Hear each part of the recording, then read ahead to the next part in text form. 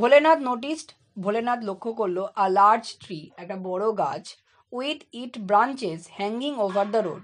তাহলে সেই গাছটার ব্রাঞ্চ অর্থাৎ শাখা প্রশাখাগুলো হ্যাঙ্গিং ওভার, কোথায় ঝুলে আছে, বড় একটা রাস্তার উপর। তাহলে আমার ব্যাপারটা হচ্ছে এরকম বোঝাই, ধরো এটা রাস্তা, যে রাস্তা দিয়ে ওই ভোলেনাথের ঘোড়া টকবক করে যাচ্ছে, আর এরকম একটা গাছ আছে রাস্তার পাশে, সেই গাছের ডালগুলো এরকম, মানে গাছটা আছে পাশে কিন্তু ডালগুলো এরকম যে রাস্তার উপর ছড়িয়ে আছে। বুঝতে পেরেছো সিনারিওটা কেমন? As the horse galloped under the tree, যেই ঘোড়াটা ছুটতে ছুটতে ওই গাছের তলায় পৌঁছলো, Bholenath reached up to grasps the branches and pull himself free. তাহলে কি করলো ভোলেনাথ? রিচড আপ অর্থাৎ এরকম করে উঠলো, মানে এরকম করে হাত বাড়িয়ে কি করলো, গ্র্যাপস মানে ধরতে চাইলো, ব্রাঞ্চেস কোনো একটা ডাল ধরবে, এবার ডাল ধরে কি করবে, পুল হিমসেলফ ফ্রি, তাহলে তাকে সে টেনে নিজেকে মুক্ত করবে। মানে ব্যাপারটা কি বোঝাচ্ছি, ধরো এরকম করে ঘোড়াটা যাচ্ছে, ঘোড়াটা যেতে যেতে সেই যে গাছের ডাল, ও ভেবেছে গাছের ডালটা এরকম করে ধরবো, তাহলে ও বেঁধে আছে, তাহলে ঘোড়ার থেকে টানে কি হবে, ও খুলে যাবে, এবং মানে হচ্ছে ওই বাঁধন থেকে খুলে যাবে ঘোড়ার থেকে, ফলে ও ফ্রি হয়ে যাবে, মুক্ত হয়ে যাবে। ব্যাপারটা বুঝলাম, মানে ঝুলে পড়বে।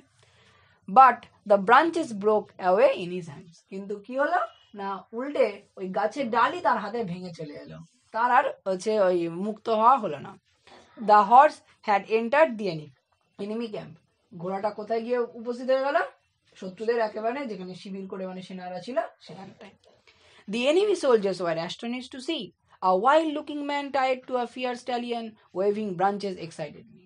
কি হলো না, বলছে দ্য এনিমি সোলজার্স, সেই শত্রু যে সৈন্যরা, তারা ওয়ার অ্যাস্টনিশড, অবাক হয়ে গেল, টু সি, এটা দেখে, আ ওয়াইল্ড লুকিং ম্যান, একটা বন্য দেখতে মানে জঙ্গলি, হ্যাঁ, বা খ্যাপাটের মতো দেখতে একটা লোক, টাইড টু আ ফিয়ার স্ট্যালিয়ান, একটা ওরকম মানে খ্যাপাটে লোক, ওরকম একটা পুরুষ, মানে হিংস্র পুরুষ ঘোড়া, অর্থাৎ ও তো সেই টকবক করে ছুটে আসছে জোরে, তাই বলছে ওরকম একটা হিংস্র ঘোড়ার সঙ্গে, পুরুষ ঘোড়ার সাথে, তো এরকম ভাবে বেঁধে দিয়েছে, ওয়েভিং ব্রাঞ্চেস এক্সাইটেডলি, আর সে তো মানে অ্যাকচুয়ালি সে তো ওরকম ওই বাঁচাও বাঁচাও বা মানে ওখান থেকে বাঁচবে বলে তো ওরকম করে হাত পা ঝুলছিল, এবং তার হাতে তো সেই ডালটা ছিল, তাই বলছে সে ওই একটা ডাল এরকম করে এক্সাইটলি মানে উত্তেজনায় সেরকম করে নাচছে।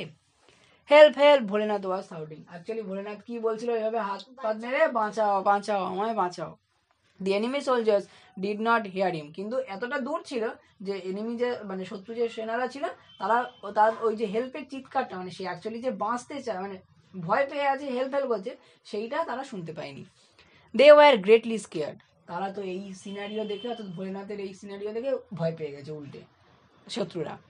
এবার তাদের দেখো বক্তব্য কি বলছে, this must be some great warrior, আমার মনে হয় নিশ্চয়ই এ কোনো একটা গ্রেট ওয়ারিয়ার, ওয়ারিয়ার মানে যোদ্ধা, কোনো একটা মহান যোদ্ধা হবে হয়তো, কাম সিঙ্গেল হ্যান্ডেডলি টু ডিফিট হাস, একা হাতে এসেছে, সিঙ্গেল হ্যান্ডেড মানে একা হাতে এসেছে আমাদেরকে ডিফিট মানে পরাজয়, আমাদেরকে পরাস্ত করতে বা পরাজিত করতে।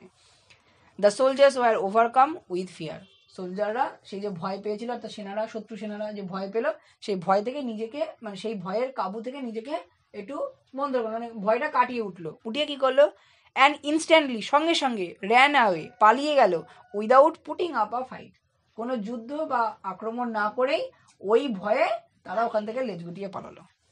সুন the news of the Bholenath great victory spread, স্বাভাবিক, আবার শীঘ্রই ভোলেনাথ এই যে একা হাতে 8,000 সৈন্যের বিরুদ্ধে নিজের রাজ্যকে রক্ষা করেছে, এই খবর চারিদিকে ছড়িয়ে পড়ল।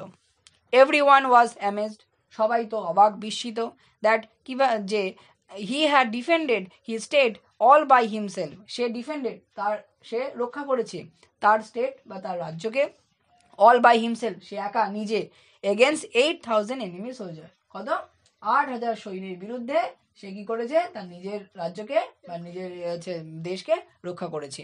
The king awarded him in a public ceremony, ceremony মানে অনুষ্ঠান, আর পাবলিক মানে সবার সামনে, মানে একটা জন অনুষ্ঠান বা কি বলবো, লোক উৎসব বলতে পারো, লোক উৎসব বলা যায় না, মানে জনগণের সামনে, তাহলে এরকম একটা জনগণের সামনে কোনো একটা অনুষ্ঠানে কি করেছে, রাজা তাকে পুরস্কৃত করেছে, অ্যাওয়ার্ড দিয়েছে।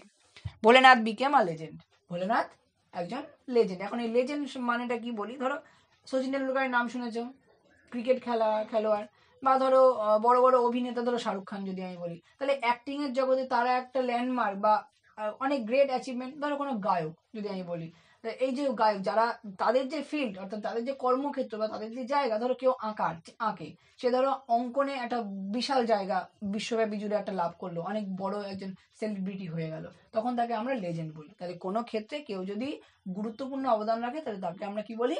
লেজেন্ড বলি। তাহলে ভোলেনাথকে কেন লেজেন্ড বলা হলো? কারণ সে ওই আর্মি বা হচ্ছে সোলজার বা কমান্ডার ইন চিফ হিসেবে যে একা হাতে পরাস্ত করলো, ফলে তার যে কাজ ক্ষেত্র, সে কর্মক্ষেত্রে সে একটা ব্রেভারি বা সাহসিকতা বা একটা দৃষ্টান্ত প্রতিষ্ঠা করেছে, তাই তাকে লেজেন্ড বা তাকে গণ্যমান্য ব্যক্তি হিসেবে ধরা হলো। এবার পরে শেষের লাইন বলছে কি, it all had started with a drip, যেটা কিনা শুরু হয়েছিল সেই ড্রিপ থেকে। ক্লিয়ার?